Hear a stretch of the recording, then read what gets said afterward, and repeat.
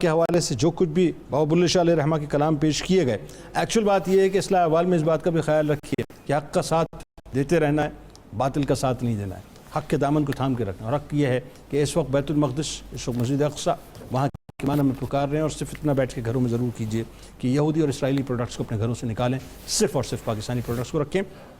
یاد رکھیے آپ کا ایک ایک روپیہ جو یہودیوں کے پاس جاتا ہے وہ ہمارے خلاف ہی جنگوں میں استعمال ہوتا ہے، جو ہونا نہیں چاہیے. کتاب الشفا کی جانب چلنے سے قبل آپ کو بتائیں، ملک ممتاز شناخہ، بزرگ شناخہ، میرے بہت پیارے جناب الحاج اختر حسین قریشی صاحب ہمارے ساتھ تشریف فرمائے. آپ کو خوش آمدید، السلام علیکم. آخر میں انشاءاللہ آپ سے کلام بابا بلے شاہ علیہ رحمہ سنیں گے. کتاب الشفا، سماعت کی سلامتی کا عمل.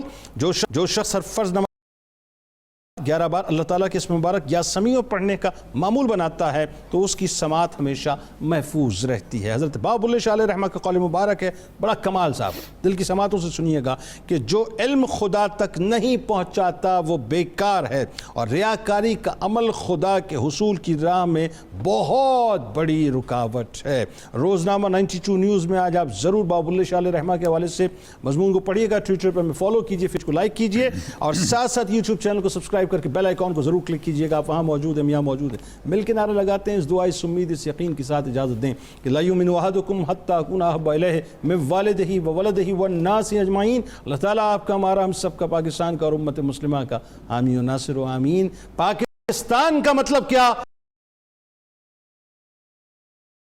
لا الہ الا اللہ محمد رسول اللہ صلی اللہ علیہ وسلم.